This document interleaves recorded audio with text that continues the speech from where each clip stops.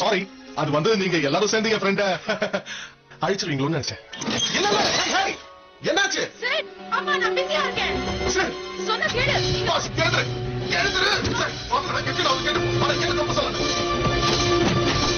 கிடைச்சிருச்சு, எனக்கு கிடைச்சிருச்சு. The big one. இது மிகவும் ஆபத்தானது. குழந்தைகள் உபயோகிக்காமல் பார்த்துக் கொள்ளுங்கள். பிரமாதம். இப்ப நான் எதை பிடிக்க வைக்கிறது? எங்க என்னோட கௌபாய் பொம்மை?